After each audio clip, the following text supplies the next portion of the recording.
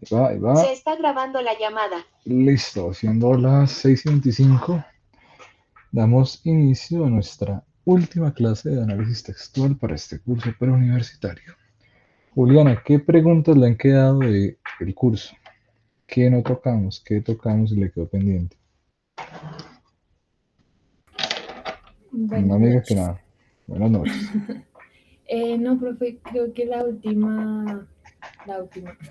única pregunta que tengo es, bueno, no es como una pregunta, sino es como, Ajá, es que yo tengo una cuestión y es que no sé cómo resolver textos sin saber ciertos significados de las palabras.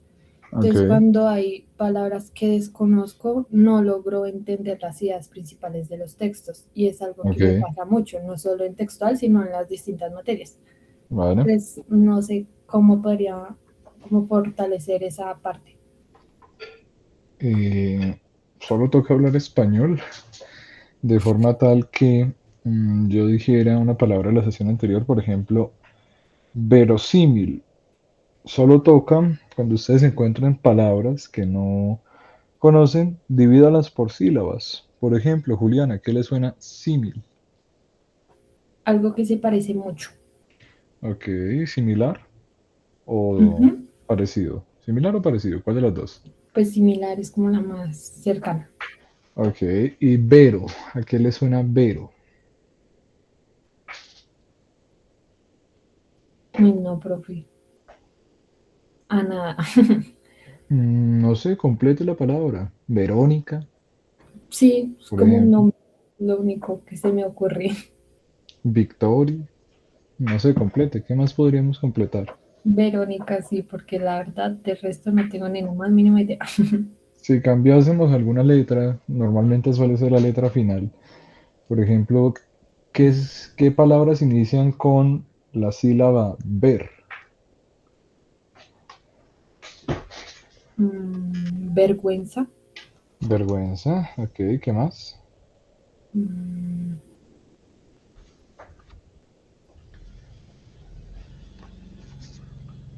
la misma palabra ver. Ok, ver, ¿qué más? Mm,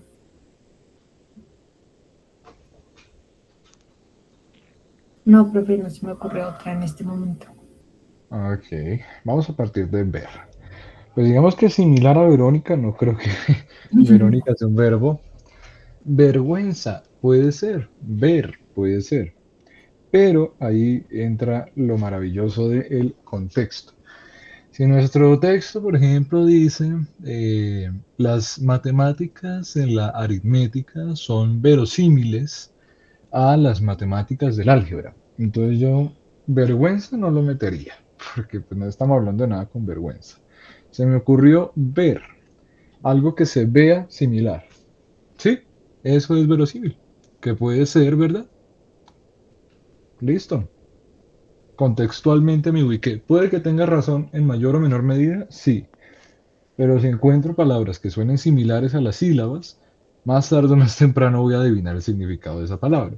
Precisamente lo verosímil es aquello que suena verdadero o que pudiese ser verdadero hasta que yo lo compruebe. Ver algo similar. Sí, ese sería un ejemplo. De ahí en adelante queda la otra que es aprenderse todo el diccionario, que eso no me parece tan práctico. Entonces, como recomendaciones para el significado de palabras, les diría que descompongan las palabras en sus sílabas, busquen que les suene similar y si sienten que no les suena nada similar con la última letra, vayan quitando letras. No me suena nada con ver, vamos a ver, con B, con V, etcétera. Y así poco a poco sería el método más fácil, si no aprenderse el diccionario. ¿Vale? ¿Alguna otra pregunta, Juliana? No, profe. Vale, me alegro. María, voy a iniciar con las que estuvieron anteriormente. María, ¿qué preguntas le quedaron? Espero que bastantes. Si no, siento que no hice bien mi labor. Eh, bueno, es que de la clase anterior se me Ajá, olvidó ajá. escribirlos por si lo dijiste, pero no me acuerdo. Ya. Más o menos cómo iniciaba el movimiento acá en Colombia del modernismo. Ok, está bien. Es una pregunta interesante.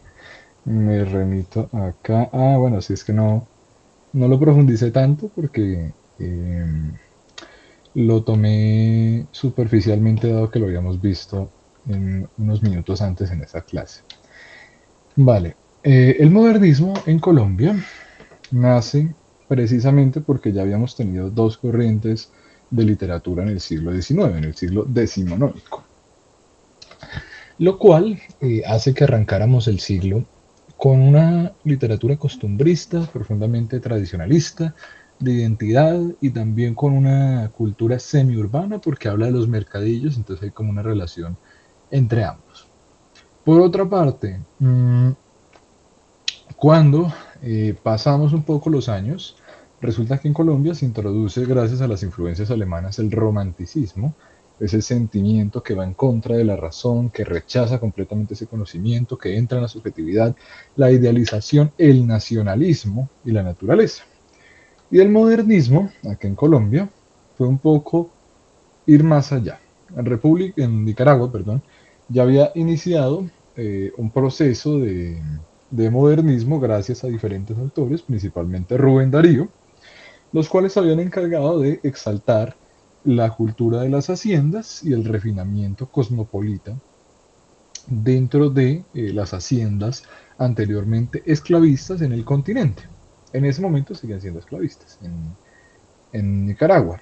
En nuestro caso de Colombia, el modernismo va a entrar unos 10 años después, una década después de que comienza a crearse en Nicaragua, donde nos llega como un movimiento tardío, pero profundamente latinoamericano de refinamiento, de cosmopolitismo, de musicalidad, de preciosismo, de culturalismo, de jardines, de antigüedad.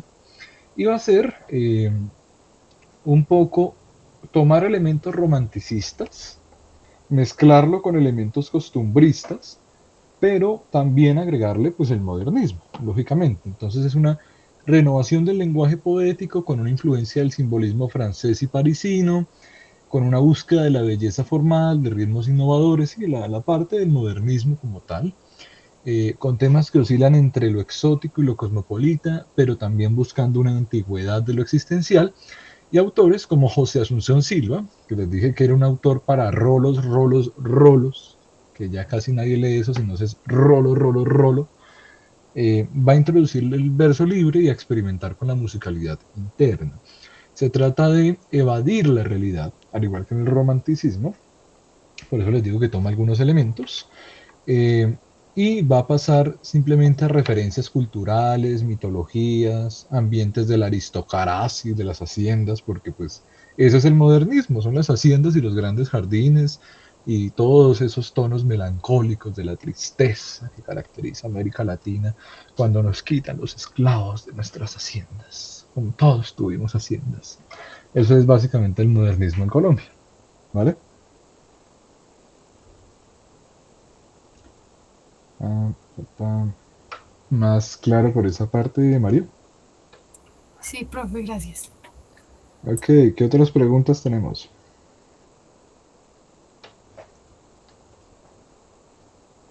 María. Ok, María, ya volvemos un momento. Démosle la palabra a Pierre. ¿Qué le quedó de dudas, Pierre?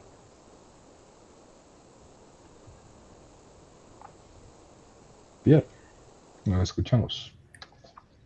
Creo que se me va a trabar la voz. Voy a Ok. ponerlo en el chat porque creo que se está trabando. Ah, Ah, yo pensé que era porque una pregunta así rápida, más o ya me menos. estaba. Yo pensé que era algo triste. Tengo mal-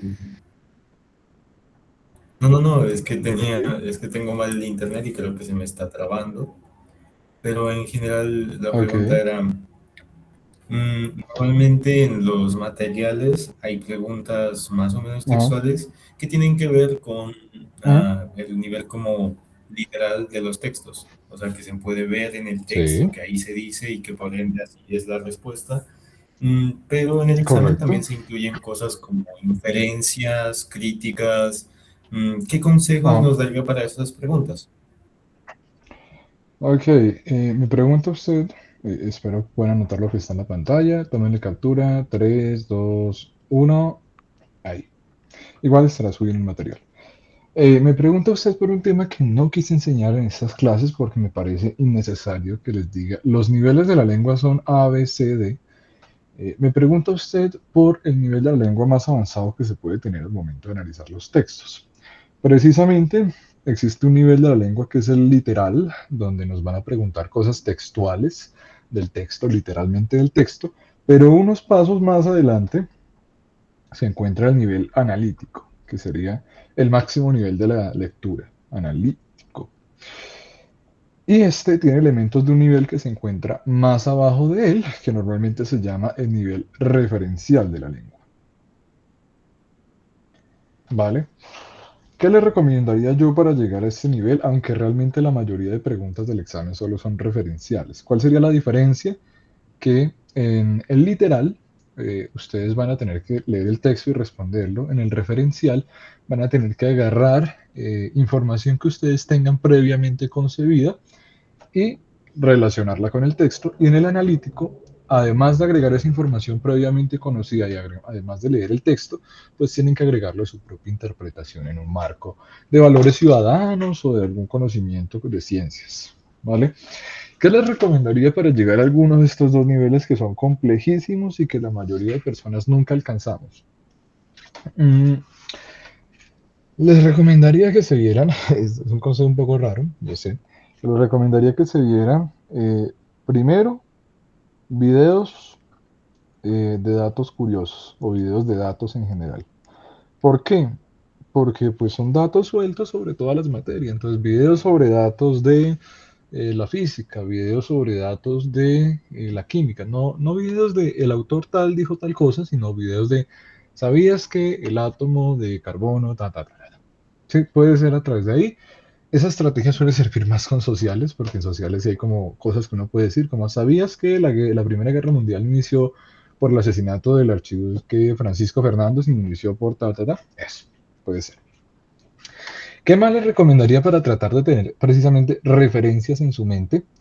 Eh, Les recomendaría que pudiesen ver documentales, pudiesen ver materiales más extensos. Les recomiendo muchos materiales visuales porque esta es una generación visual, ¿vale? Ver material extenso, digamos. No sé, películas sobre Marie Curie, ¿sí? A veces hay conocimiento científico ahí. Películas sobre la botánica de Mendel, algo así. Películas sobre la Segunda Guerra Mundial, ahí le salen una mano de cosas, ¿sí? O videos cortometrajes o documentales, etcétera, etcétera, etcétera. Ahí. Porque pues necesitan apropiar conocimiento muy, muy específico de muchas cosas que ustedes no van a saber. Y yo tampoco, ¿no? No es por decir que yo sí me la sé. Eh, pues que se los van a preguntar tal vez, que van a pedir que ustedes lo referencien. Mm, y además de ver videos de datos que son más cortos, videos de material que son más largos, eh, pues les recomendaría que en su tiempo libre puedan jugar, ¿vale? ¿Jugar en qué sentido? El ser humano es un ser social, ¿no? Y el ser humano es un ser que necesita jugar. No, no en vano tenemos ancestros en común con primates, porque necesitamos jugar, necesitamos diversión. Entonces, si ustedes pudieran encontrar espacios con otras personas donde pudiesen reunirse y hablar de un tema en particular, que no se los obliguen a tratar de investigar sobre un tema.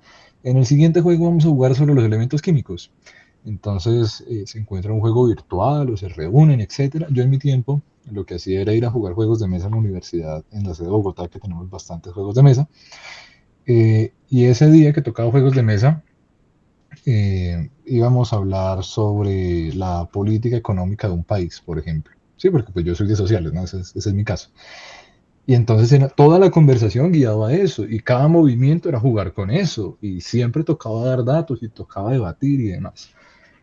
Y si ustedes dicen como, uy, qué mamera buscar un grupo de amigos para todo eso y todo lo demás, y no me gustaron las personas que compartí en este curso, más válido, eh, les recomendaría que buscaran juegos de cualquier cosa, que ustedes mismos se los inventen, no sé, que le pidan a una inteligencia artificial, hazme 400 datos curiosos sobre, eh, yo qué sé, la paz de Westfalia, un tema importantísimo. Entonces, ahí les manda sus 400 datos y ustedes van un papelito, lo anotan, dos papelitos, lo anotan, o los imprimen directamente porque es más fácil. Eh, y luego le dicen, sobre la información que me diste, genérame una pregunta. Entonces, no sé, la información 501 decía, pasó en 1648. Y la pregunta era, ¿cuándo pasó la paz de Westfalia? Entonces ustedes van a agarrar esos papelitos y van a decir, yo me acuerdo que en alguna clase, me acuerdo que yo vi, me acuerdo que yo leí que la paz de Westfalia era en 1648. Le dan la vuelta al papelito y, oh, 1648. Pero en general que diseñen juegos, ¿sí? No, no hay por qué hacer el estudio en la academia aburrida si es la cosa más divertida del mundo. Después de que puedan inventarse juegos o que encuentren gente para jugar, hay que admitirlo, yo jugué Calabozos y Dragones con datos históricos, entonces jueguen lo que quieran. Sí, a veces se reúnen a jugar calabozos y dragones en 3D, ya con espadas y trajes. Entonces cada golpe es un dato que tienen que dar, una pregunta que tienen que resolver, o jueguen ajedrez o damas con algo que ustedes puedan preguntarse. Pueden jugar en solitario, voy a jugar ajedrez contra una inteligencia artificial o con la máquina de la aplicación de ajedrez. Entonces cada que me roben una ficha, le voy a pedir a la inteligencia artificial que me genere una pregunta de nivel avanzado sobre tal cosa y yo tengo que comenzar a relacionar. Y poco a poco, pues experiencia, el ser humano aprende principalmente por experiencia, pues ustedes van relacionando conocimiento, ¿vale?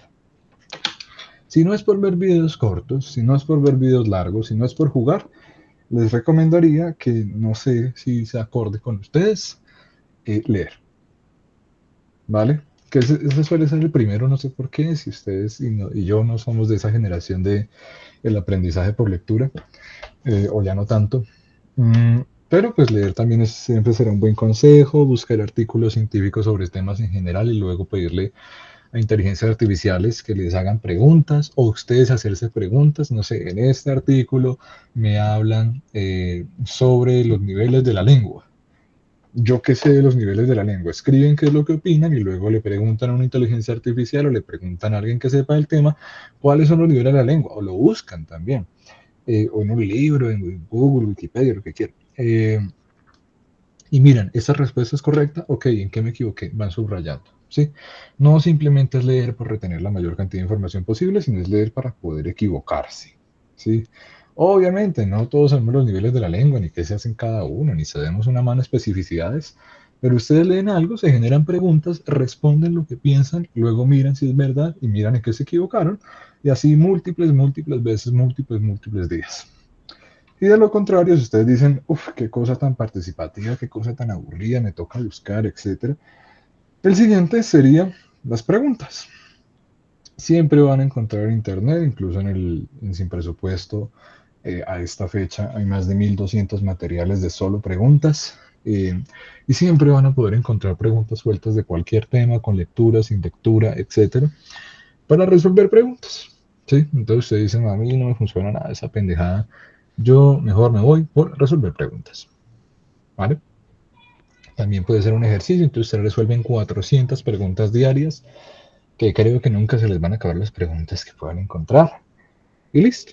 Esa sería otra estrategia, serían las que más he visto que funcionan. Personalmente a mí me funcionó más la de jugar y la de leer, pero pues ustedes son libres de inventarse sus propios métodos o ver que esto a ninguno les sirve, etc. Esa es la que normalmente veo que les sirve a mis estudiantes. Respondí la pregunta, Pierre. No, creo que ya con eso quedé bien. Ok, vale. Listo, volvemos con María porque María solo no me dijo ninguna pregunta, de hecho. María, ¿qué preguntas? Ah, no, sí, la del modernismo. ¿Alguna otra pregunta, María? Digamos con Estefanía. Pues no, creo que yo le iba a hacer una parecida a la de Pierre, pero me contestó ahí como que explicándole, entonces bien. Ok, vale. Estefanía, ¿qué preguntas le quedaron? Que usted me comentó que había las clases grabadas. Sí, voy un poquito atrasada, pero sí. Ok. Em, bueno, o sea, yo tengo preguntas con respecto a cómo manejarlas en el examen, o sea, sí, cómo manejar el examen. Y, o sea, la Ujú. primera es si de pronto tú nos recomiendas como primero leer las preguntas y luego el texto, o primero el texto y luego las preguntas, como con qué haríamos con la respuesta correcta. Ok. Y la otra es Ujú.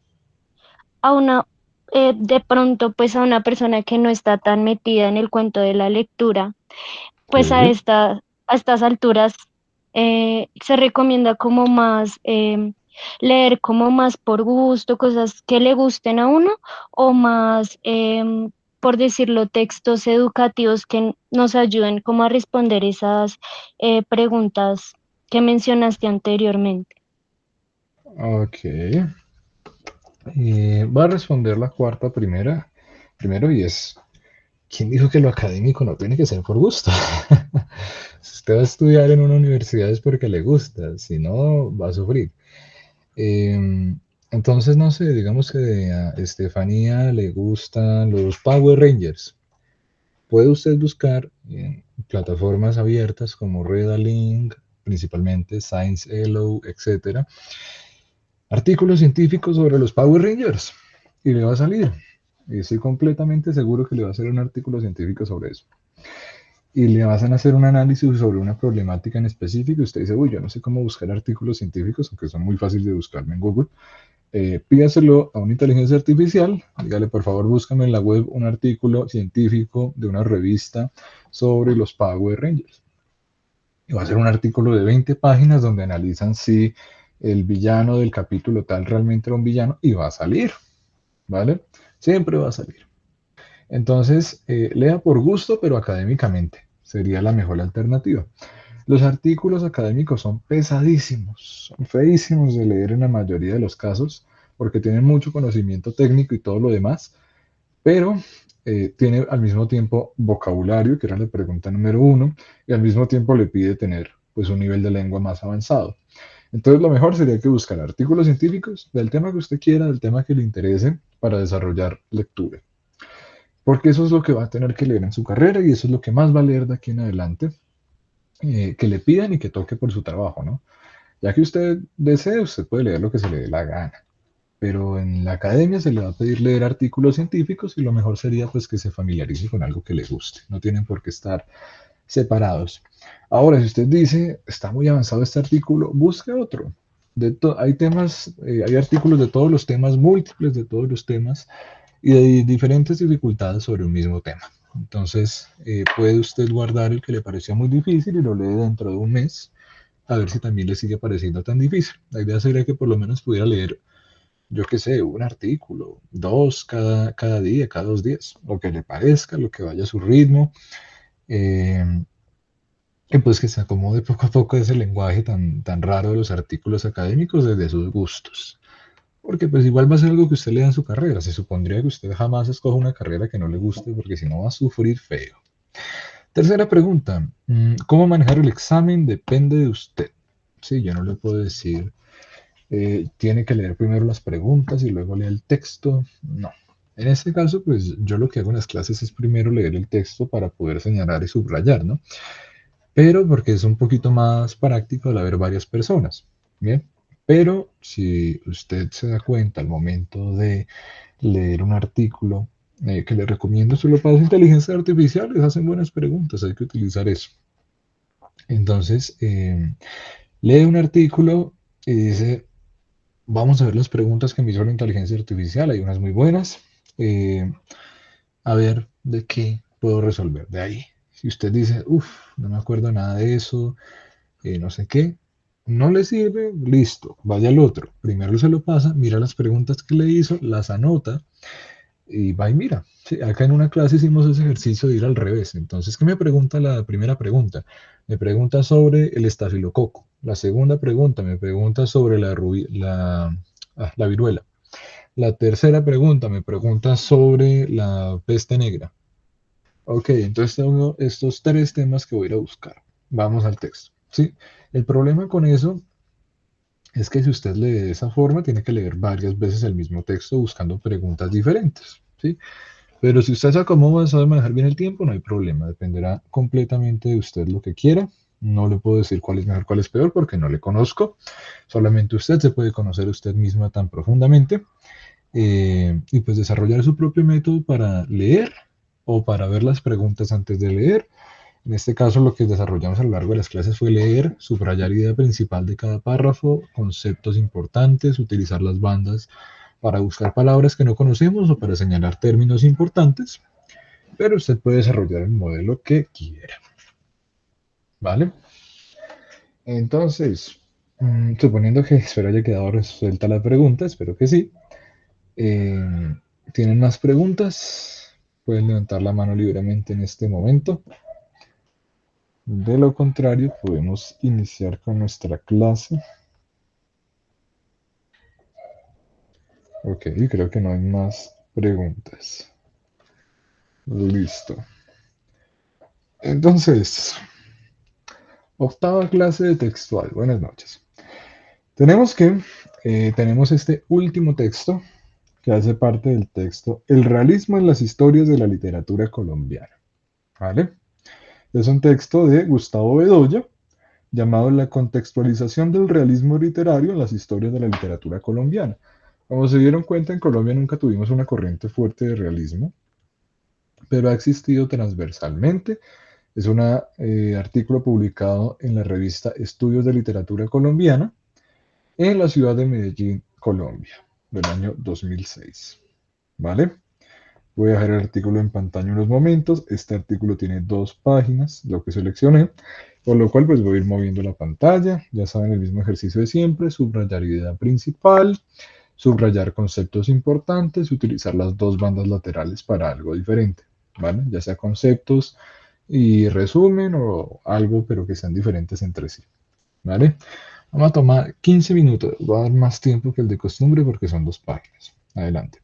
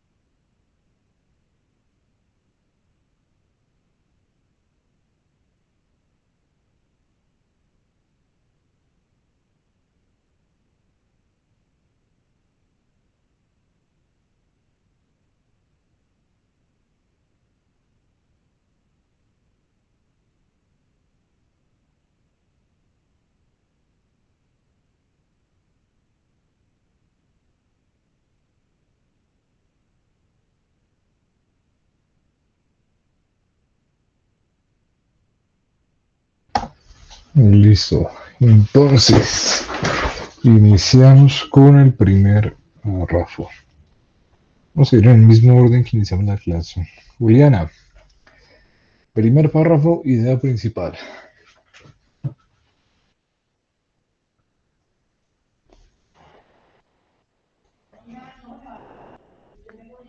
Juliana la una.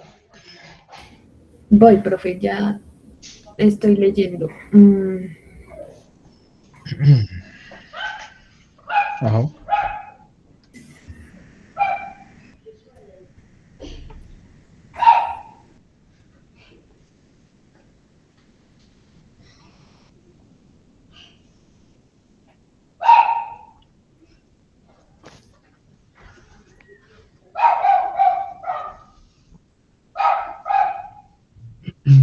En la idea principal sería 1, 2, 3, 4, 5.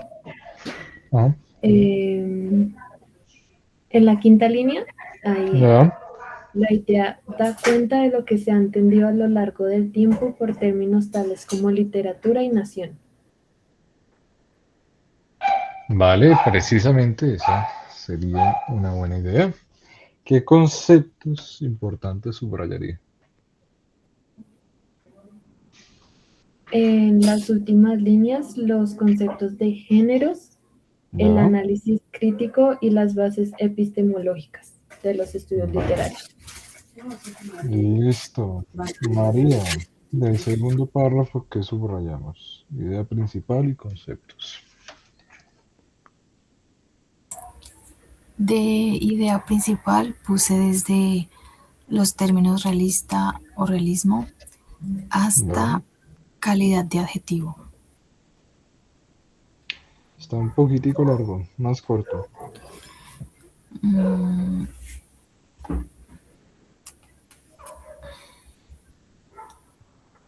Entonces hasta movimiento literario. Ok. ¿Qué conceptos subrayamos?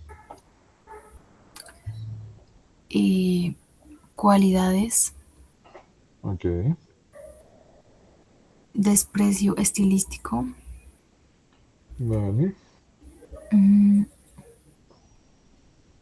sentido peyorativo Ok. ¿Algo más?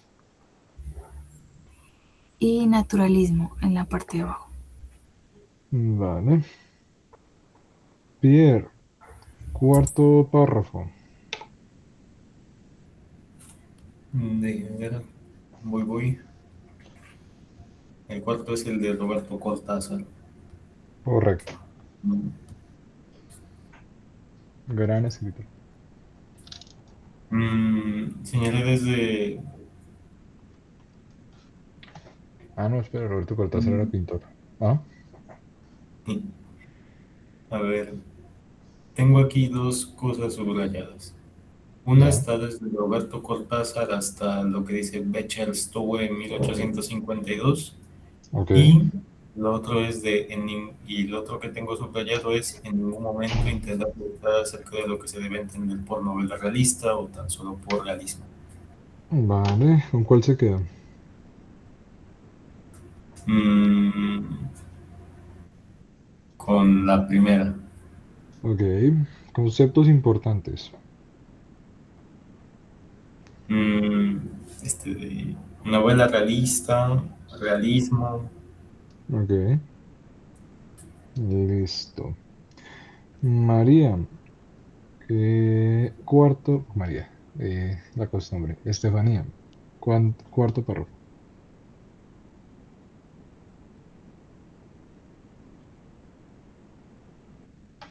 Em, Como idea principal, yo Ah, subrayé desde en otras circunstancias ok. hasta el punto de literatura nacional Vale. y como concepto importante, pues decirse, Ajá. Berollín 1924 es típica del naturalismo Ok. y la etiqueta al naturalismo es favorable. Ok. Un momento. Etiqueta naturalismo. Berollín. Me encuentro a Berollín. 1924. No sé si se pronuncia así, pero está en Ah, en la quinta. vale, la vorágine. Ya, ok. Y la otra era el naturalismo romántico, dijo. Sí, abajo 1900, o sea, no en 1994, sino que está al lado. La etiqueta del naturalismo es favorable. Ok, listo. 1900. Vale,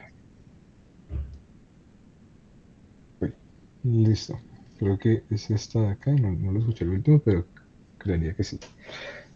No, no es Verogín, es La Vorágine, es una obra colombiana, tranquila. Listo.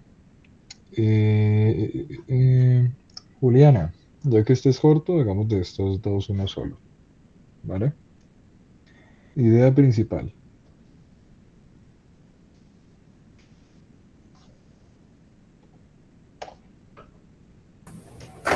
La primera idea que resalté fue la de la primera línea que dice el realismo no pasa de ser un momento de transición. Ok, de la segunda. Y ya voy.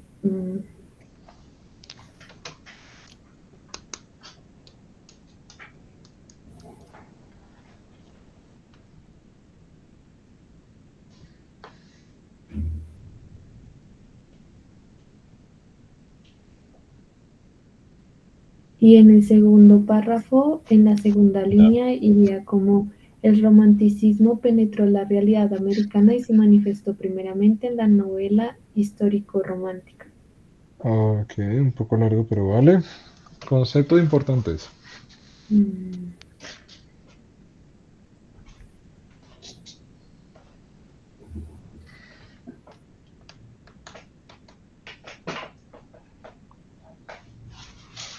Mm, del primer párrafo creo que ninguna y en el segundo párrafo, Ya. en la primera línea, la influencia de los movimientos europeos.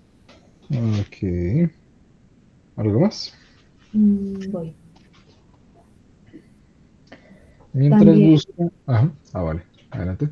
también la novela histórico-romántica otra vez, como Ok. concepto. Mm, Vale. Hay tal vez la matización del realismo Ok. No encuentro la novela histórica romántica. Qué pena. en la misma idea principal. Ah, bueno. Listo. ¿Y el otro cuál era? La matización del realismo. Listo. Perfecto. Por si andan un poco perdidos o nunca se han preguntado de pronto para qué hacemos esto, es porque si ustedes tienen que volver a leer porque no se acuerdan de algo, es más fácil encontrar las ideas. Recuerden que los párrafos se forman a través de una sola idea principal y el resto es el complemento. Entonces, no sé, si en algún momento les preguntan sobre qué es el realismo, ustedes pueden decir, el realismo es un momento de transición, acá lo encontré. O si les dicen como el realismo es un momento de transición, ¿quién dijo esto? Entonces ustedes van y buscan, esto es importante acá, lo dijo tal persona, ¿vale? Eh, y los conceptos importantes es porque son como ideas secundarias. Por ejemplo, en algún momento nos podrían hablar de la matización del realismo. Eso lo podemos buscar rápidamente sin tener que volver a leer. Esa es la importancia de ambas. De una, porque todo el párrafo se trata sobre eso, y de otra, porque pues, nos ayuda a ubicarnos más fácil y a resumir un poco el texto. ¿Vale? Recuerden siempre un consejo que le di a María hace muchas clases cuando preguntó, y es que si ustedes quieren saber cuál sería la respuesta a una pregunta y definitivamente no supieron responder, vayan a un lugar del texto donde se menciona esa pregunta, por ejemplo, la matización del realismo, y muy probablemente la respuesta que le están preguntando es una inferencia, una pregunta literal sobre este párrafo. Si no la encuentran en ese párrafo, miren uno atrás, y si no la encuentran entre el de atrás y el S, el actual, vayan al de adelante. ¿Vale? Y ahí pues ya resolverían la pregunta. María, último párrafo. ¿Cuál es la idea principal?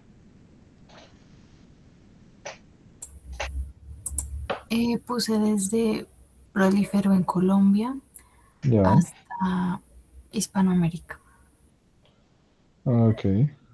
Mm, Conceptos importantes. Puse Curcio y Ok, Pintel y Vargas. ok, listo. Entonces, volvemos arriba. Estefanía, ¿para qué utilizó las bandas laterales?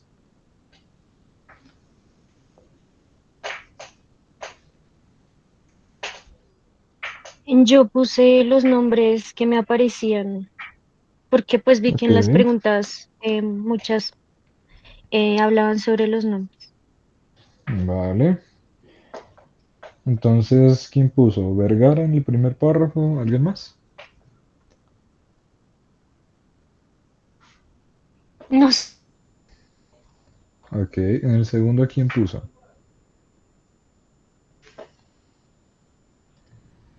puse en el segundo a Jesús María, Ok, voy a poner Ruano.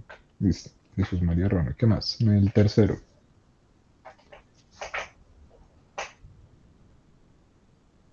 a Manuela Eugenia y... ay, Manuel, Manuel es la obra.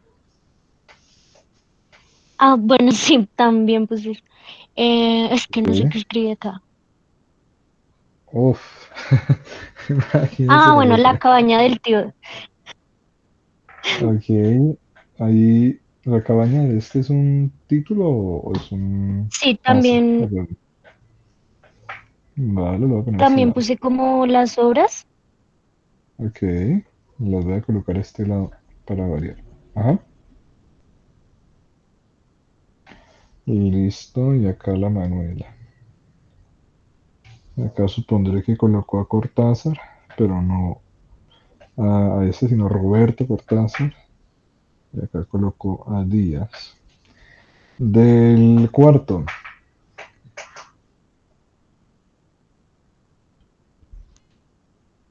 Estefanía. Nicolás, Ok, Nicolás. creo que es el No. mismo libro. Uy, se le cortó un poquito. Entonces, pensaré que lo que me acaba de decir es a Marroquín. No, no sé si lo escuché bien. Y a Ferrer. Vale. Vamos a darle un momento para que el internet de Estefanía se mejore. Pierre, ¿qué colocamos en las bandas laterales? Que no pues sean autores y demás, porque pues ya lo hicimos. Pierre a la una. Uy, profe, Ahí es está. que esta vez poco puse en en las bandas laterales realmente. Ok. A ver si Pero, ¿qué puso? si tuviera que colocar algo, al menos en este párrafo, Ajá. pues serían las fechas, quizás. Ok. 1990, siglo XXI, Ok. Del segundo.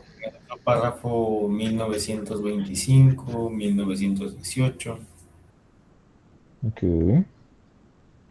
Vamos a cambiar del quinto y del sexto. El, el quinto y el sexto, es decir, de este del Antonio y del Pedro, ¿no? Ok. De ahí pondría 1962, sí, también está este 1975 y Ah, mm, colocaría movimientos en la banda izquierda, ok. significado de movimientos pondría en el párrafo. Y en el otro pondría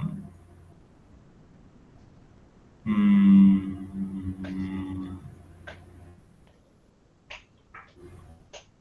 Ujú. realismo mayor que, o sea, con el símbolo este matemático, realismo mayor que sentimentalismo. Ok. Vale. ¿Algo más? No. Ok. Juliana. Que Juliana normalmente nos aporta conceptos que faltaron. ¿Algún concepto que no hayamos comprendido o algo de las bandas laterales, Juliana? Yo coloqué palabras que no entendía. Ok. Adelante. En el segundo párrafo resalté facultades estilísticas. Ok. Ujú. También de ese párrafo resalté sentido peyorativo. Ah, Ok. que ya lo habían resaltado. Ok.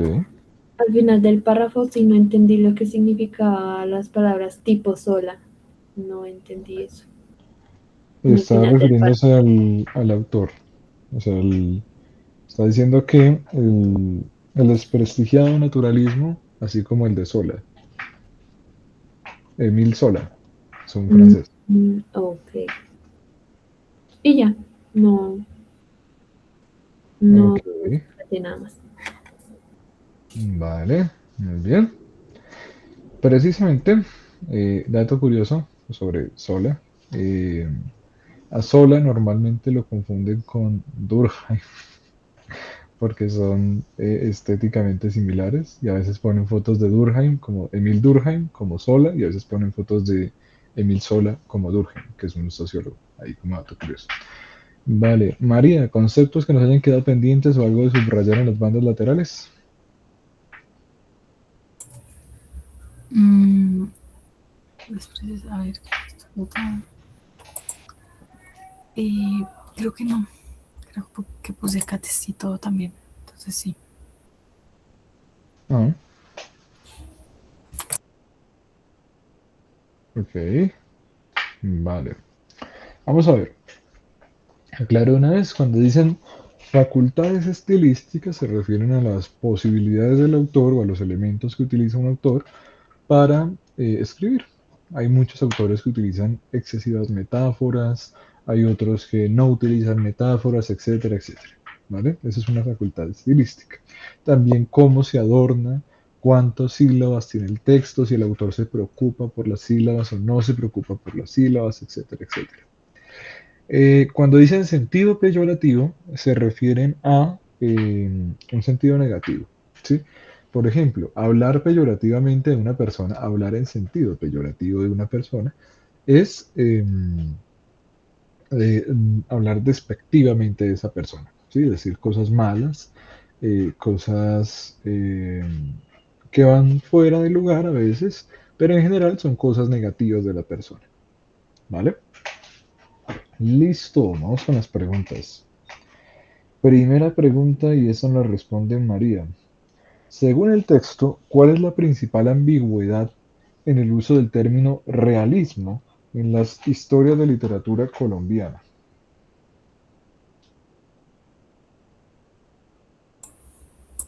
A ver,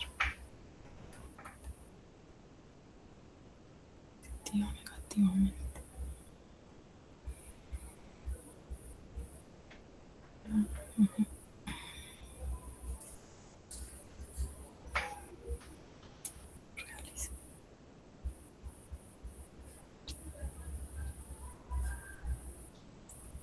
La pondría la.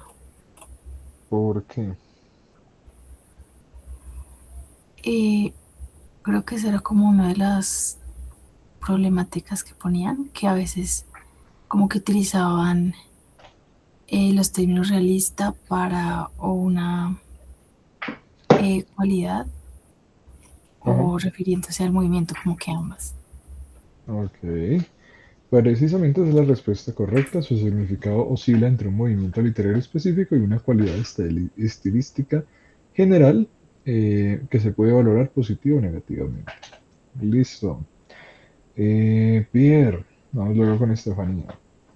¿Cómo evolucionó la percepción del realismo en los criterios de Jesús María Ruano entre 1918 y 1925? Espérame, profe. Se remite a las fechas. Ah, Exactamente. 1918 y 1925. ajá, Bueno, uno dice exageración, casi pornográfico, y el ajá, otro es naturalismo, un desprestigiado naturalismo. Voy a intentar ver algo parecido entre esas respuestas. ok. Mm, Este texto es muy valioso y por eso los puse, porque habla de algunos autores que ustedes nunca van a poder leer. Por ejemplo, al padre Jesús María Ruano, porque era un cura. eh, pues es muy complicado encontrar páginas. Tengo que ir hasta el Archivo Nacional para encontrar algo de... Ah, Yo creía que la B. ok, justifique su respuesta. Además de por qué es la más larga. Es que ahí cuando pues miré el texto más, decía el texto anterior y antes de eso estaba el texto de 1925. Entonces por ahí Ya, ya pude como relacionar las fechas. Uno va antes del otro y ese uno estaba estaba en el naturalismo tal y lo otro era más pornográfico. ok, precisamente esa es la respuesta correcta. Inicialmente vio al realismo como... ah, inicialmente vio un realismo como respetable en Homero, sí, el escritor griego, diferenciándolo del naturalismo. Recuerden que el naturalismo es pues, la descripción de las cosas del mundo tal y como son, mientras que el realismo es más de las cosas sociales del mundo. Pero más tarde lo asoció con la crudeza y lo pornográfico. Lo pornográfico no solamente pues, es la pornografía, de hecho el nombre de la pornografía sale de lo pornográfico, y cuando hablamos de que hay un contenido pornográfico, se refiere a un contenido muy explícito, que no deja nada a la imaginación, que lo dice de frente. Por eso pues la pornografía se llama pornografía, porque hay desnudos. Pero hay escritura pornográfica en el sentido que no deja nada de imaginarse, se dice tal cual. En ese momento degollamos al rey. Sí, tal cual. Y listo. Estefanía, ¿cuál es la principal crítica que el texto presenta sobre el tratamiento del realismo por parte de Roberto Cortázar?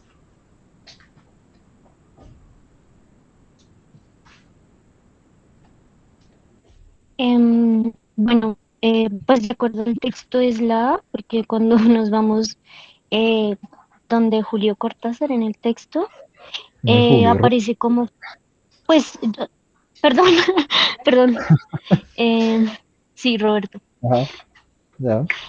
Pues al final sí aparece como que ellos toman como esas obras como realistas, pero como que no, o sea, no lo son. Ok, Critica eso de las obras que él menciona ahí. ok, precisamente utiliza la etiqueta de realista en varios autores, pero nunca ofrece una definición precisa de lo que entiende por el término. Perfecto. Juliana, ¿cómo interpreta Arango Ferrer la coexistencia de rasgos naturalistas y realistas en la novela de La Vorágine? Que ahí no sé qué pasó, pero se le quitó la inclinación y quedó con dos asteriscos. Juliana. Voy, profe.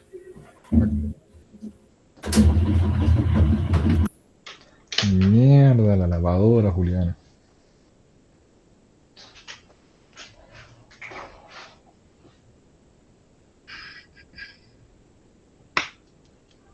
Le damos un momento mientras Juliana maneja la lavadora.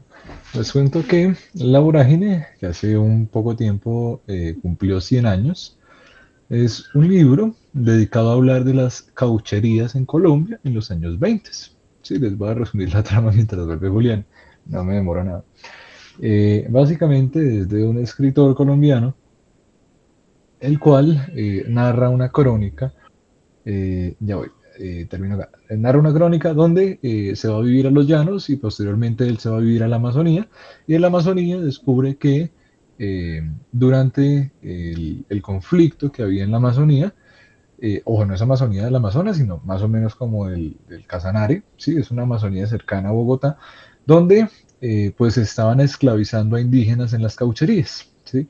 La guerra colombo-peruana de los años 30, de los años 20, fue una guerra para poder tener territorio de cauchería y Perú la ganó, porque acá en Colombia nunca hemos ganado una guerra.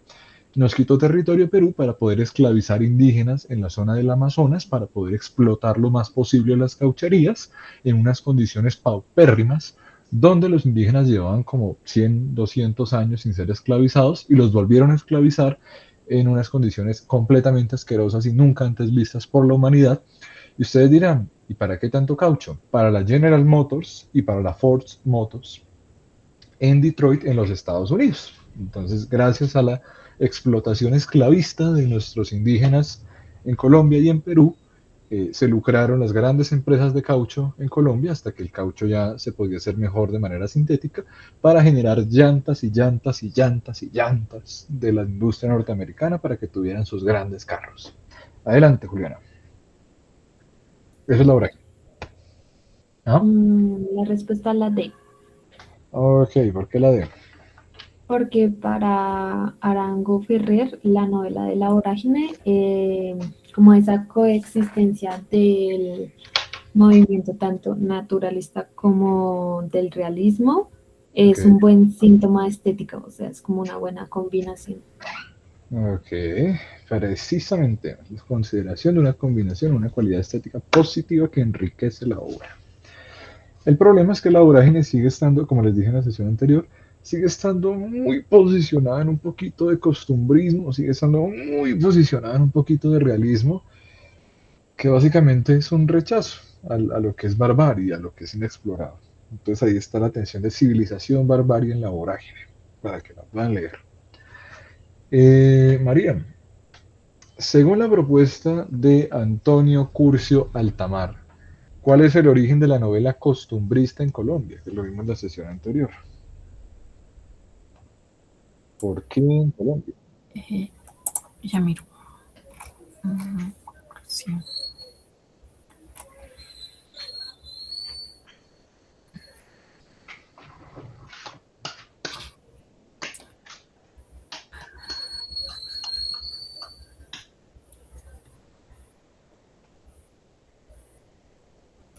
Mm.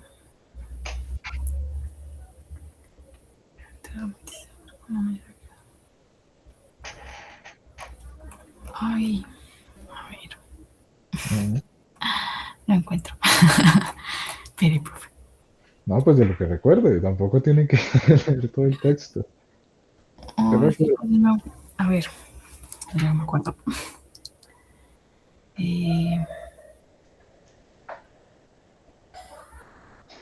Ese autor no significa nada para usted.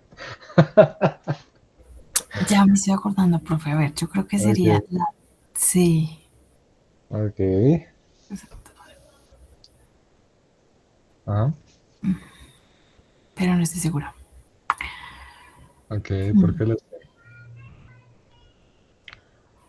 Eh, porque ahí están como combinando las dos cosas del romanticismo Ujú. y sentimentalismo, Ok, como la más completa, diría yo. vale. Pero yo le hago una pregunta, porque esta era muy sencilla. ¿Por qué en Colombia nace el costumbrismo? ¿Por qué no en otros países, habiendo tantos en la tierra?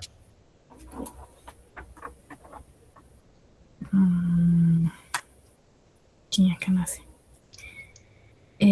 Bueno, era como Recordemos que de... nace a mitad del siglo XIX. Ajá.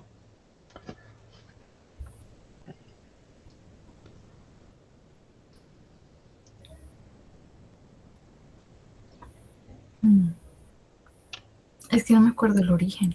O sea, me acuerdo más o menos de qué trataba. Era como de retratar las sociedades urbanas, que las fiestas, que Ajá. la tradición. Ajá. ¿Qué? ¿Por qué? ¿Qué hay en Colombia que nos haga nacer una corriente sobre la costumbre? Y les voy a hacer el mismo ejercicio a todos. Profe. A ver, Hay que subir el nivel en la última clase. 1800.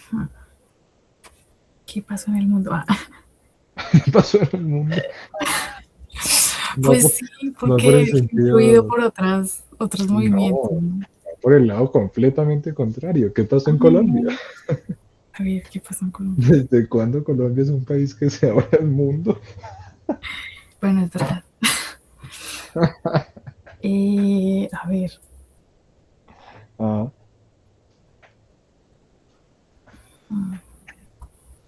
¿Quiere escuchar una respuesta? Si no, no podemos continuar, María. Profe. Adelante, así sea Ahora no erróneo, me así acuerdo. se diga no. No, pero dígame algo.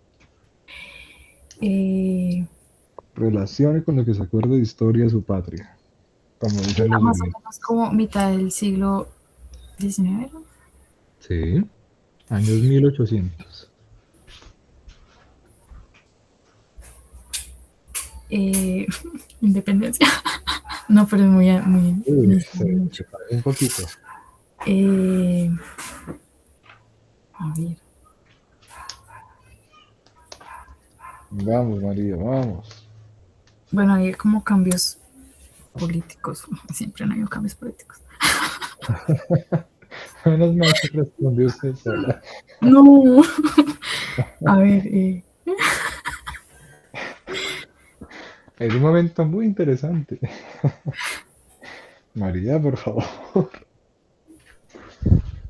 profe, no me Adelante. acuerdo si eran los liberales y conservadores, no me acuerdo. Ambos, ambos. Ok. Bueno, pero sí estaba influido Sí, por... pero una eh, respuesta concreta. ¿Por qué Colombia crea esa corriente tan rara? ¿Por qué no buscando en Brasil? identidad. Ya, ¿y por qué no lo harían en Brasil? ¿Por qué acá? Por ejemplo. María, la imaginación, la imaginación. Bueno, profe, yo lo relacionaría con que estábamos muy influenciados Ah, ¿por qué? por el romanticismo, de, Sí. sí, como ese sentimiento de nacionalismo y todo eso. Entonces, como que Vale. influenció mucho acá. Ok, en este caso no, el romanticismo no llegaría sino hasta décadas más tarde, creando una propia corriente de romanticismo en Colombia. El romanticismo es precursor del romanticismo, ¿vale? El costumbrismo nace en Colombia porque Colombia es una sociedad cerrada y desde siempre ha sido una sociedad cerrada. Por ejemplo, en Brasil el costumbrismo no nace porque sencillamente Brasil es un país abierto. Tiene ucranianos, japoneses, libaneses, tiene personas de África, es un paso de África, tiene gente de todo el mundo, sus fronteras son prácticamente abiertas, inexistentes.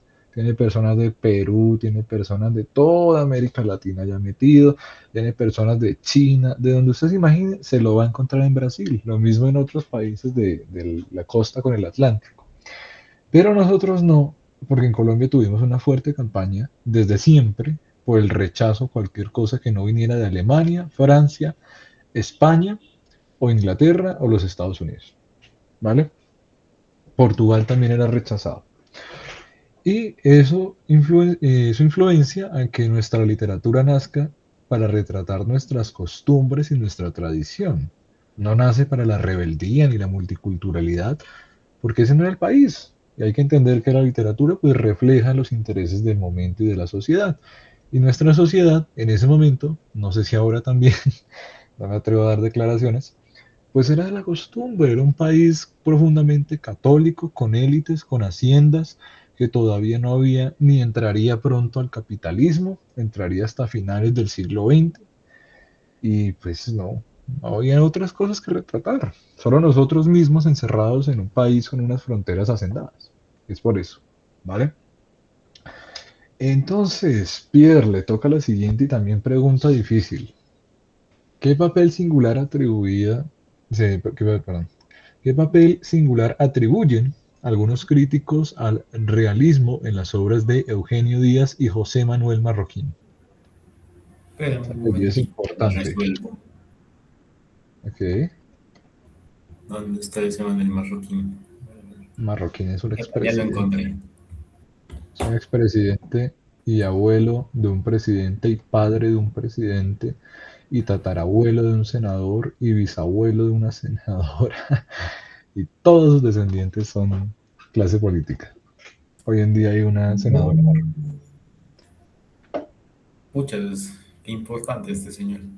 Bueno, más Ajá. bien, importante sino poderoso, ¿no? Pero Presidente en 3 ocasiones de este platanal. Uf. A ver, en ningún momento intenta precisar acerca de lo que se debe entender por novela realista o solo por realismo. Ajá, Entonces, ha de ser algo parecido a eso. ajá. Mm, Marco la Pasión. Puchas. Híjole, es que ninguna dice eso. Lo intimidó el apellido.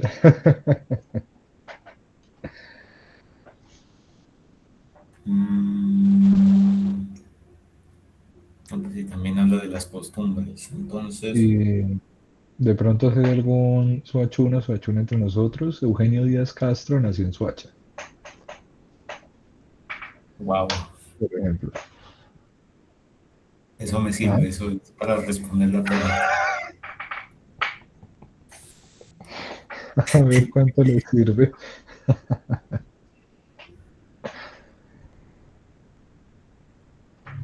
Ajá, Entonces, yo creo que es ajá. la D, sí. Ok, la D. Completamente seguro, sin lugar a dudas. Mm, Más o menos, es que yo estoy como intentando justificar con que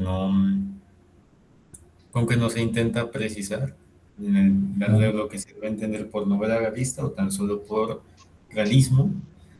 ya, Entonces, a la larga, pues es como o sea, porque ambas cosas son como conceptos distintos, por ende, pues ya, tendrían que estar como transicionándose y de ya. alguna manera que haya poco matiz o poco contraste entre estos dos conceptos hace que tengan una transición menor y de poco valor literario.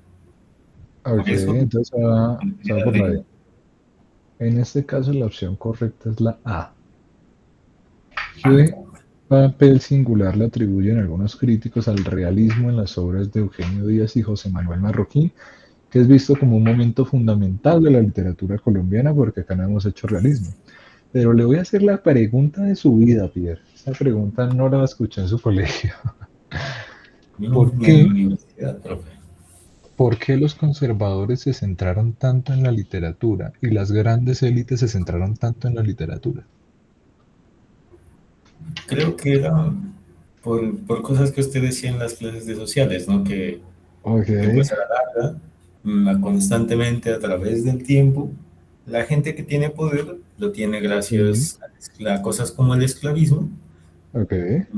que todavía siguen habiendo esclavos hoy en día, como también lo mencionaba usted, y que 70. también, pues, el hecho de que existen estas élites por medio de cosas como el esclavismo, por medio de cosas como tener gente que trabaja para ellos, pues Ya, a la larga los hace pensar en otras cosas, porque pues ya tienen la plata, ya tienen las personas que les trabajen, lo que ya. queda pues, es pensar.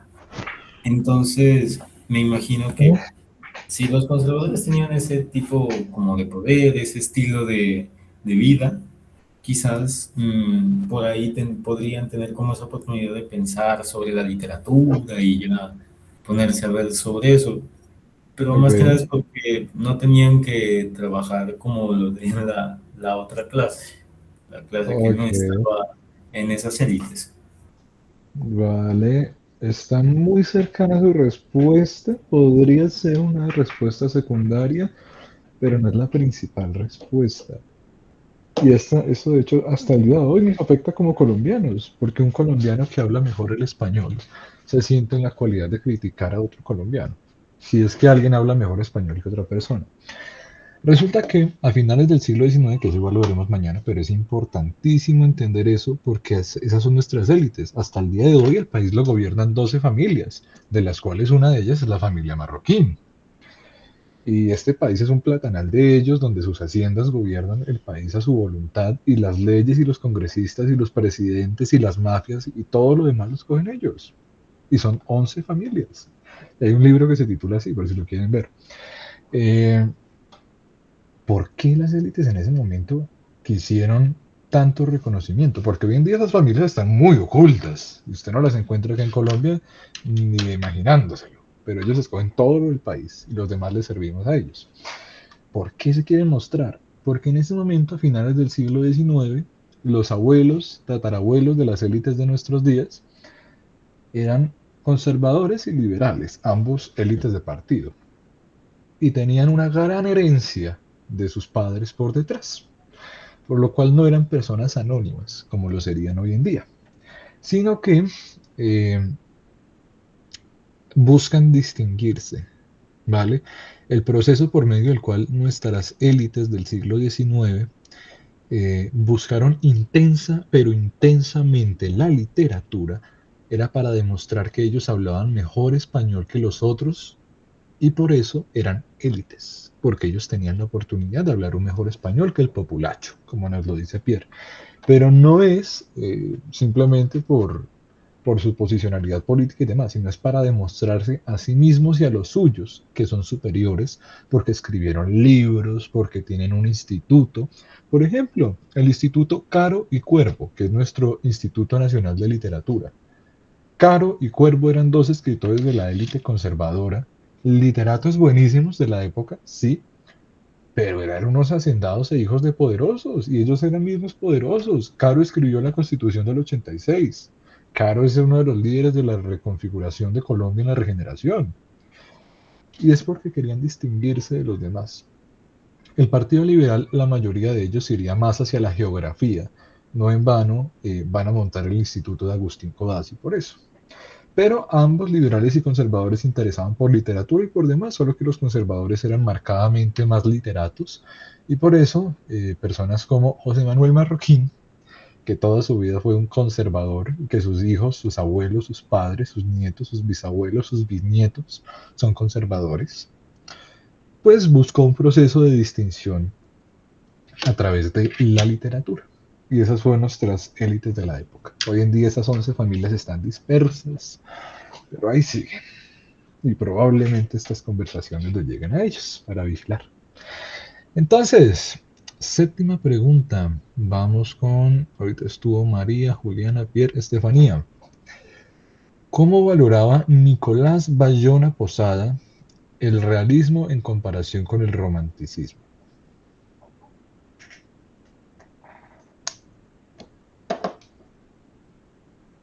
En el texto dice, considerada que ser realista era una característica de gran valor, aunque no mayor, que pertenecer al romanticismo. Ok, entonces se va por la A, ¿verdad?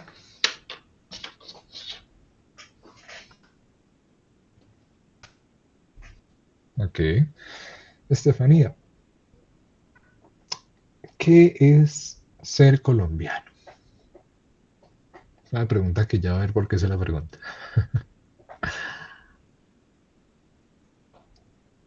Estefanía. Ahí. Mm, buena pregunta. No sé, Pregunta hermosa. mentiras. Bueno, es que es subjetiva, ¿no? Porque también depende, o sea, es que no sé a qué va la pregunta, como no. ¿Qué es ser colombiano? Cuando hablan de Es, todas las bueno, colombianas sí, y colombianos. es pertenecer, pues nacer en Colombia, puede ser. Ok. Y hay elementos culturales, alimentos, política. ¿Qué es ser colombiano? Es que igual, es que igual creo que Colombia es muy diversa y no, o sea, pienso yo que no puedo como eh, categorizar a un colombiano porque pues un colombiano de Ah, una región no va a ser igual, no va a tener las costumbres de otro colombiano, pues de otro. ok, vale. Y si la literatura del romanticismo se centra en el nacionalismo de los países, ¿qué romanticismo podemos retratar nosotros? ¿De qué cree que se trata? Uy, bueno, Andrés. ¿De qué cree que se trata la literatura romanticista en Colombia? ¿De qué hablamos? la, la pedofilia, mentiras, no. Uy, eso es ser colombiano. Nunca, nunca me habían dado esa respuesta. No, Uy, justifique, es que quiero escuchar la justificación, adelante. Bueno, es que, o sea, pues es que se sabe, mientras no sé, es que en muchos libros colombianos como que se ve mucho eso, ¿no? El man, eh, ¿Qué? el viejo, Sí, casado con una niña.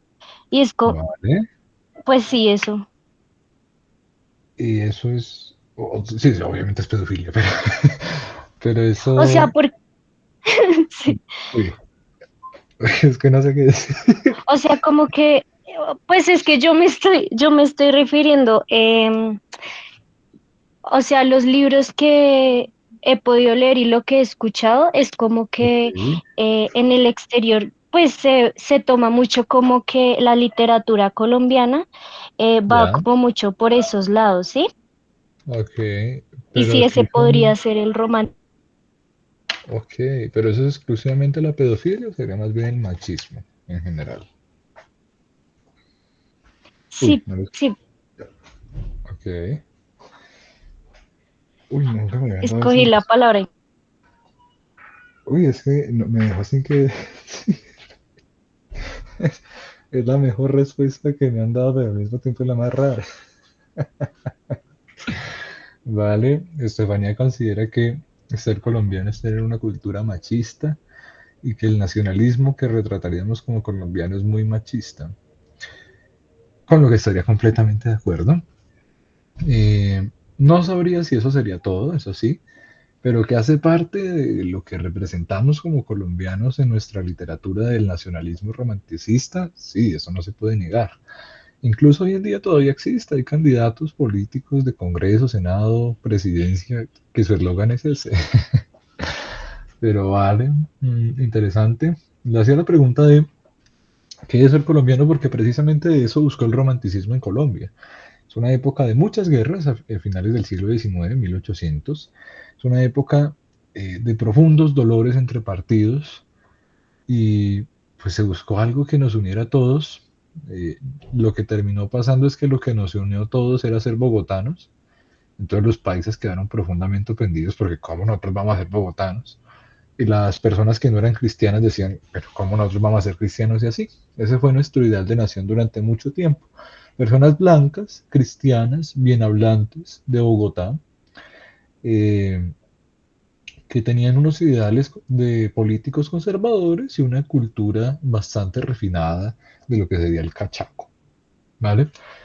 Ese fue nuestro ideal nacional y ese fue el proyecto de nacionalismo que tratamos de llevar durante el siglo XX. Después nos daremos cuenta que ni somos cachacos todos, ni somos acomodados todos, ni somos blancos todos, y casi no hay ningún blanco en este país. Y así, ¿vale? Perfecto. ¿Qué respuesta, Estefanía? Hay que darle un punto de esto. Juliana, octava pregunta. Uf, ¿qué pasa? ¿A qué autor identifica Antonio Curso Altamar como quizá el autor nacional mejor dotado para el costumbrismo y su último exponente genuino? La D. Mm, Ok, ¿por qué? Mm, Antonio decía que Fermín de Pimentel y Vargas era el último exponente genuino, aparte Sí, de Eugenio Díaz y Eladio Vergara. ok.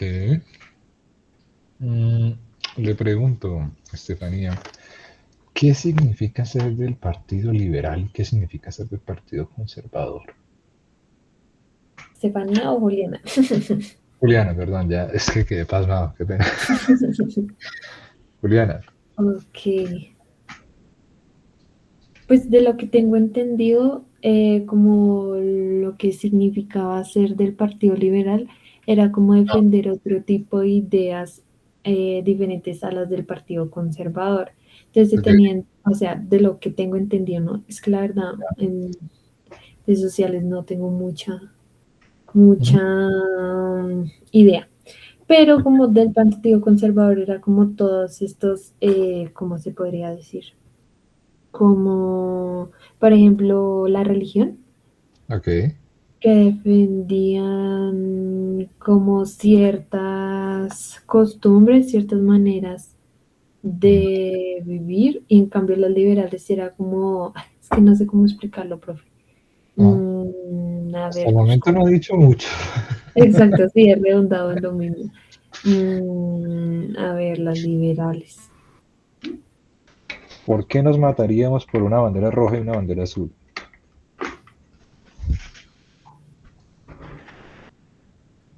Pues, por ejemplo, traigámoslo a hoy en día. Entonces, digamos, las Ah, personas conservadoras serían como uy, estas. hoy en día cambia el sentido. Es que Mejor démonos el siglo anterior. no, profe, tengo más idea de lo que es ser una persona conservadora, una liberal hoy en día que No, hoy es otra en la cosa. historia. Vale. No, y aparte, si le digo hoy el día del Partido Liberal Conservador, el Partido Conservador es un nido de ministros bastante corruptos y el Partido Liberal es un nido de narcotraficantes desde que estuvo Pablo Escobar ahí metido. Pero voy a ser más directo con la pregunta. Por favor. ¿Qué, qué fue la expedición botánica para Colombia? Que tenemos un parque acá en Bogotá grandísimo dedicado a eso, que tenemos libros, que tenemos calles de eso. ¿Qué fue? No, profe, no tengo idea. Ok. ¿Qué se le ocurre? Mm, Expedir botánicamente.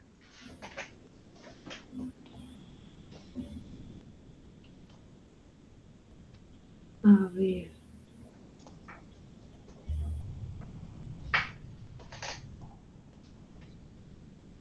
pues siento que fue como una investigación sobre sobre cómo es la flora y la fauna que tenemos aquí en Colombia. Ok. ¿Para qué? Mm,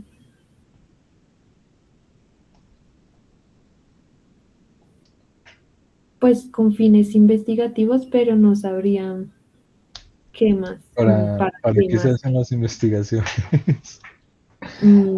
Para encontrar resultados, para darle respuesta a preguntas que se tienen, Para vender. Eso es, no, para vender. no hay por qué darle vueltas. Cuando mandan a una persona al Amazonas a investigar plantas, es para saber cuáles plantas se pueden vender. Así de sencillo. La expedición botánica fue una expedición que organizó el Reino de España por allá en los años 1780, digamos. Sí, o sea, antes de la independencia. Y en esos años 1780 mandaron a un curita llamado José Celestino Mutis, que su misión durante media vida fue decirle a los españoles, a los reyes españoles, por favor, déjenme ir a explorar esos territorios. Por favor, que vea que me interesa. José Celestino Mutis era un español, nacido en Cádiz, y no venía con ningún propósito investigativo, venía con un propósito documental para su propia biblioteca. Pero hoy en día le hacemos una honra como si fuera un investigador, pero no, era simplemente un tipo que quería armar su propia biblioteca y ganar plata. Pero, ¿por qué digo esto? Porque el líder de la expedición botánica obviamente sería José Celestino Mutis, y el discípulo, porque así era como lo llamaban en esa época, el discípulo más preciado de José Celestino Mutis fue Fermín Pimentel y Vargas. Y es precisamente el más preciado de ellos durante la expedición botánica. Aunque era jovencito al momento de hacerlo, no tenía como 20 años, Fermín. Y lo que hace Fermín Pimentel es con esa expedición botánica, que les aclaro, luego lo veremos en la próxima clase igual, en las sociales, la expedición botánica fue para saber qué había acá y saber qué se podía vender. Los españoles querían categorizar pues qué había acá para poder venderlo, qué servía y qué no servía, y estaban buscando quinoa, ¿vale? Quinoa y hongos, porque los hongos tienen quinina, que previene las picaduras de los mosquitos y la malaria para poder colonizar África. Pero Fermín Pimentel es preciado por ello, y lo que nos muestra la participación de Fermín Pimentel en la expedición botánica es precisamente que es un tipo apasionado por la naturaleza y por la descripción del naturalismo. Por eso luego Fermín Pimentel sería el mayor exponente registrado, después obviamente de otros. Pero acá estamos hablando de lo que dijo Antonio Curcio. Sería el mayor exponente registrado para Antonio Curcio del costumbrismo nacional, de esa muestra de tratar de retratar lo tradicional y lo existente en un país. ¿Por qué? Porque participó en una expedición que literalmente se trataba de eso. Ya tenía experiencia. Eso también nos muestra pues la vida de Fermín Pimentel y de dónde salen los autores. Sus obras que escriben no salen de cualquier lado para que aprendamos a no idealizar a los autores y autoras. Listo. María, buena pregunta. ¿Qué actitud muestra José Antonio Núñez Segura, importante, hacia el realismo en su historia literaria? Son autores que ustedes nunca van a escuchar y probablemente nunca los vuelvan a escuchar. Dame un momento, profe. Ok. Que también era un cura, como dato curioso, al igual que Eugenio Díaz.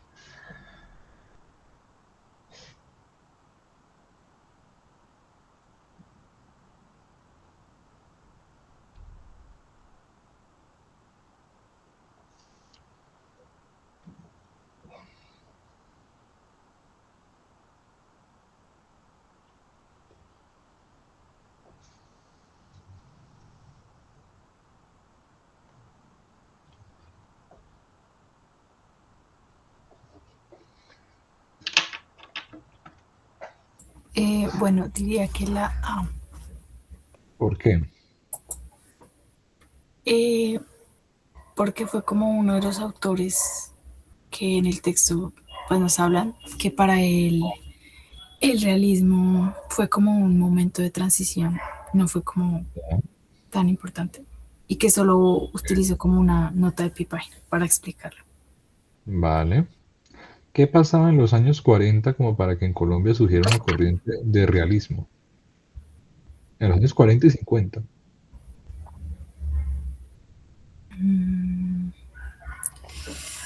Ay, Dios santo. Sí, pues María, María. Profe, María, redes sociales, terrible. A ver, ¿qué pasó? pero es que la historia es súper... Ya, sería, a ver, creo que pasa la Sí. violencia. Ajá. ¿Y qué es la violencia? Después de la muerte de Jorge Eliezer Gaitán. Después. Bueno, fue como un conflicto civil. Ajá. Eh, Civil. pues tuvo como, a ver, fue como un periodo de persecución, por así decirlo, entre liberales y conservadores. Y pues hubo ¿En muchas dónde? muertes. ¿En dónde? ¿En dónde? ¿En dónde? En las ciudades no. Tan bacano que uno lo asesina un proyectil de ideas a 150 kilómetros por hora. Eh, Las ideas matan. pues sí, no creo que ya sí las ideas. Perdón. A ver, ¿qué más? Pero antes del Bogotazo, ¿qué fue? Donde lo escuchen decir Bogotazo, la nieta de Jorge Luis Gaitán le jalaría de las greñas. La Ay, muerte de Jorge profe, Luis Gaitán y el Bogotazo. No los junte. no los justos, sino que me estoy acordando históricamente qué pasa. A ver, antes. Ok.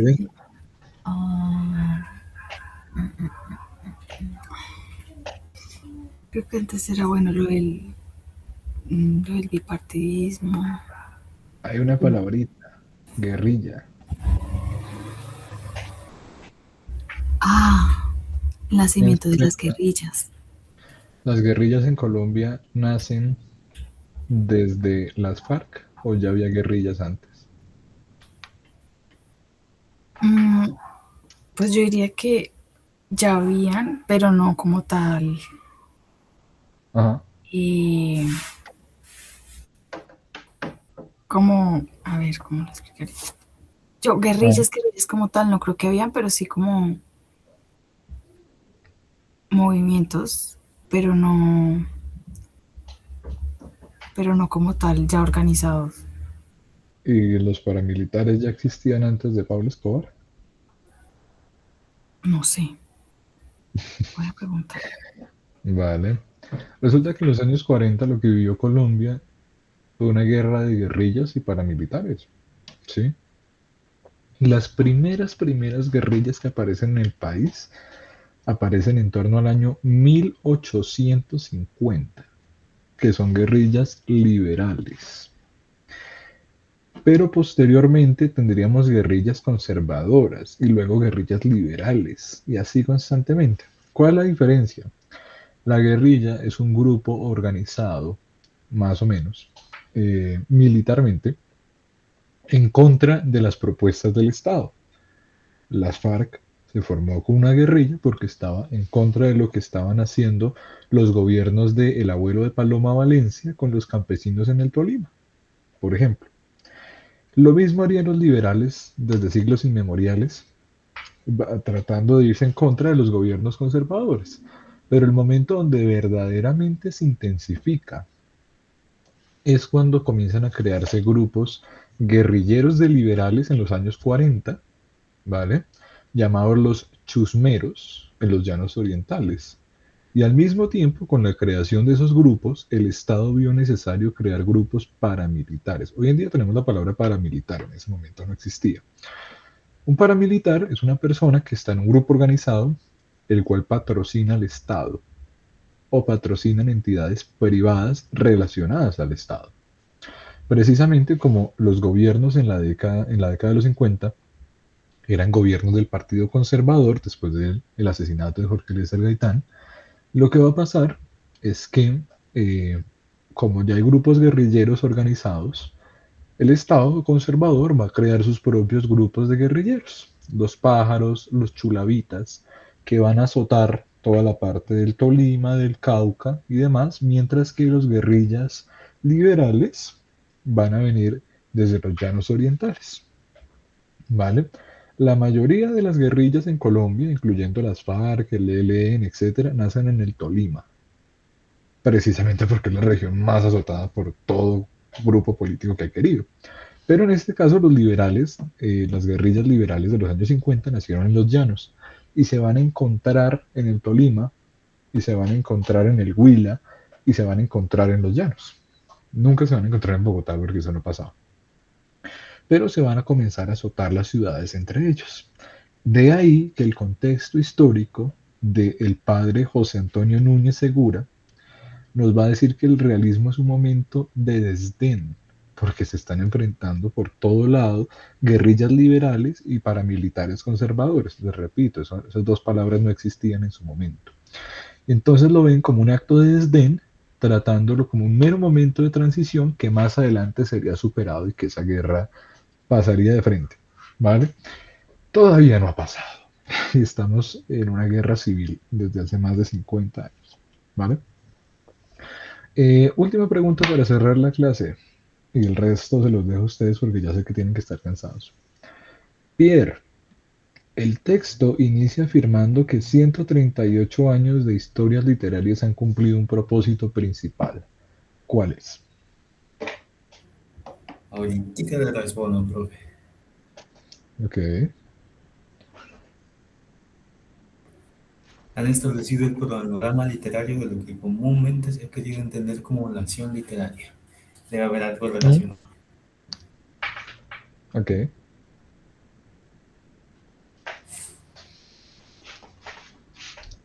La de entonces. Ok. ¿Qué es Colombia en la literatura? Y esa es la pregunta más puntual de qué es Colombia, porque nosotros nos narramos en la literatura. ¿Qué es Colombia literaria? Puchas. Y yo que soy malo para la lectura Y crítica. esa era la pregunta que esperaba responder desde el principio de todas estas sesiones. Que ustedes me dijeran qué es Colombia en la literatura. Colombia. En la literatura me parece que es como de Se me cayó la señal. costumbres que forman parte de una cultura y que Ok, a la larga los autores terminan reflejando esas cosas, esas costumbres o esa cultura en sus textos. ok. Vale. Vamos a dar una vuelta y le preguntamos a todos y volvemos contigo. Estefanía, ¿qué es Colombia en la literatura?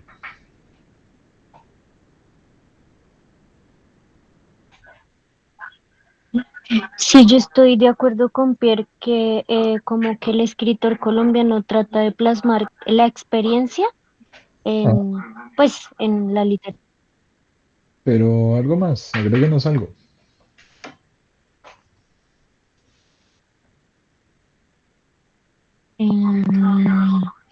Pueden ser conflictos.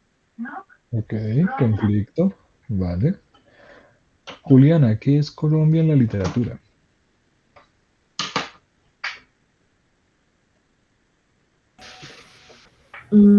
Como un universo, Ok, porque abarca demasiadas cosas, como vale. hablábamos ahorita, desde los mitos y las leyendas hasta ciertos sucesos que han marcado el país. Ok. También lo que hablamos en esta clase, el realismo, el romanticismo, Mm, es como muchas cosas al tiempo. ok, muy regionalista, múltiple Juliana. Vale. Pierre, conclúyanos bajo todo lo anterior. Ah, no, perdón, nos faltó María, qué pena. María, ¿qué es Colombia en la literatura?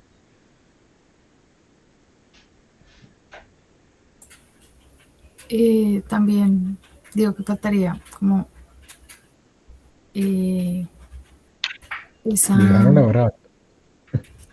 Dime. Ajá, le dejaron la vara alta. Sí, eh, como esa búsqueda en algunos de los movimientos, ¿no? Como esa búsqueda del pasado, otros como Ok. identidad, fiestas, folclore, esas cosas. ¿Y nosotros nunca hemos sido revoltosos? Ah, también, rebelión. Sí, sí, sí, sí.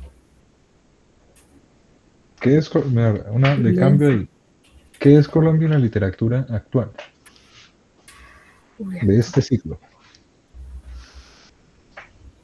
mm,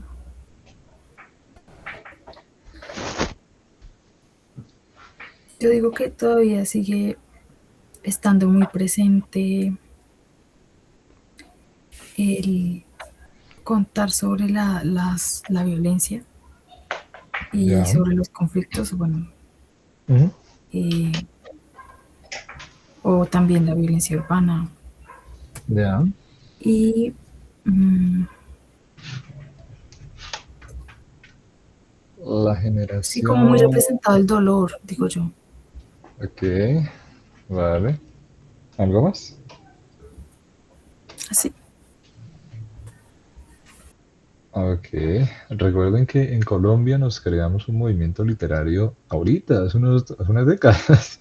Sus padres crecieron en esa generación eh, de, de la generación alternativa y la generación mutante, de Andrés Caicedo, de los bares, del cine, de Caliwood, y todo eso era rebeldía también. Colombia también es rebeldía. Tienen que ponerle parte positiva, porque me dijeron que Colombia es un país muy conservador y conflictivo, pero se les olvidó la rebeldía. Y más que ustedes y nosotros somos jóvenes. Eso es. Piedra, dicho lo anterior, ¿qué es Colombia en la literatura?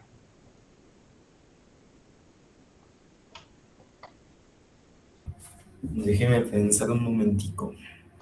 Y personalmente le voy a agregar el nadaísmo. Ahí no nos puede pasar. Oye, es que estoy buscando algo que conjugue todo esto. Ok. Que no sea universo, ya lo dijo Juliana. Mm.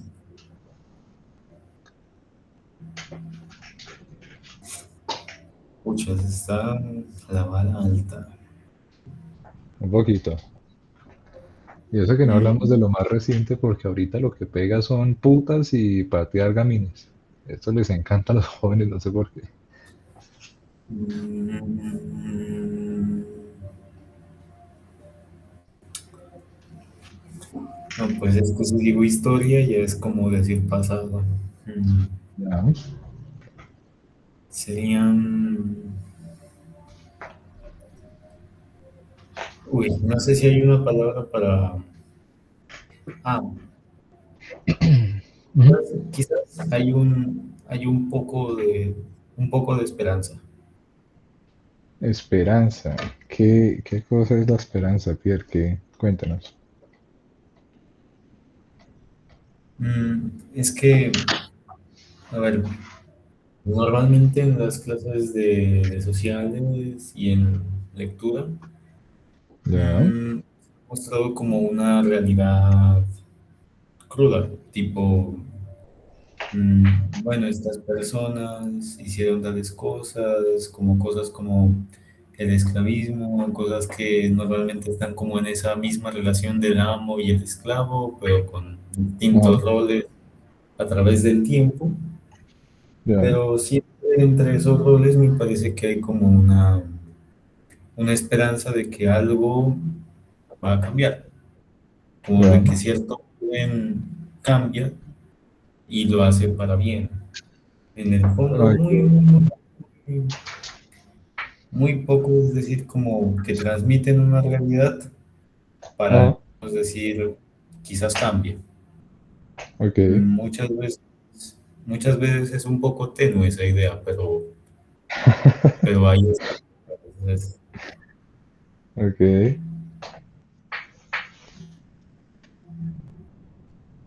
No. Eso- ¿Qué clase de pues, cierre es eso. ese? Ok. Vale. Es que yo pensé que venía un discurso todo bacano para cerrar la parte de textual y espera eso. Pero vale. Un poco anticlimático, pero está bien. Ok. Mm, Precisamente todos los elementos que tenemos en pantalla hacen parte de lo que nos hemos narrado como Colombia. Sí, ese era el objetivo principal del componente de textual. Que sí, vamos a utilizar herramientas que hemos visto durante las clases. Nos acercamos a textos de artículos científicos, nos acercamos a textos con ideas nuevas, con herramientas importantes, textos complejos, otros más sencillos. Pero a la hora de la verdad, lo que nos va a quedar más allá de las herramientas, pues es una experiencia que pudimos tomar, tanto ustedes como yo, en el componente textual, y herramientas que nos van a ayudar a entender textos. En esta clase, pues nos concentramos en un texto que era muy de la literatura colombiana. Y dijimos que la literatura colombiana son costumbres, son culturas, es un pasado, pero también hablamos de la parte del conflicto y de lo que atravesamos desde hace muchísimos, pero muchísimos años. Hablamos de que es un universo completo de posibilidades que se narra desde múltiples escenarios con múltiples escritores y escritoras, aunque se me olvidó hablar y comentar a escritoras en las clases. Ahí sí me disculpo profundamente, eso es un error. Eh, pero también hablamos de que Colombia es parte de una fiesta que se comparte con un dolor, pero que recientemente estamos viendo que también hay rebeldía en la literatura y hay un poco de sinsentido, conflicto, caos en la literatura. Y al final del día lo que nos queda como literatura colombiana es un sentido de esperanza, con la posibilidad de que todo pueda ser mejor en un mañana. Muy bonito mensaje ese final. Mm, Espero estas sesiones pues les hayan servido, que no sean sesiones en vano en su vida, que puedan haber tomado elementos teóricos. Sí, tengo que admitir que pues tomé muchas clases con elementos sociales, es mi área, pero pues en su examen les van a poner elementos de todo tipo, desde el análisis textual sin tocar temas sociales hasta temas de física, química, matemática y sociales también. Entonces pues espero les haya ayudado esta parte. Espero hayan podido aprender sus formas propias de poder leer un texto, qué subrayar, qué no subrayar, qué señalar a los lados. Y pues que hayamos aprendido un poco también sobre las corrientes de literatura que han marcado nuestra historia, que nos han marcado también como sociedad y que son un reflejo de nuestra sociedad, pues para ayudarnos a comprender un poco el componente de análisis textual, que es el más extenso del examen, buscando que estos elementos pues puedan ser apropiados, que algunos de los elementos en las lecturas les puedan servir, como por ejemplo la institucionalización de los géneros literarios que vimos en alguna clase, y demás elementos que nos van a ayudar a completar ese componente de análisis textual. Espero también lo hayan podido realizar con los simulacros que están colgados en el Classroom y pues que hayan podido realizar sus respectivos ejercicios de la manera más óptima posible. Con esto termina nuestra última clase de análisis textual para este curso preuniversitario. Entonces, espero hayan aprendido, espero se hayan divertido, que es lo más importante, que les haya gustado y que podamos tomar un poco más ligeros los textos de análisis textual. ¿Vale? Si hay otra pregunta, me pueden levantar la mano en este momento. De lo contrario, terminamos este componente y esta sesión. ¿Vale? Entonces, que tengan muy buena noche y nos veremos mañana. Fin del componente.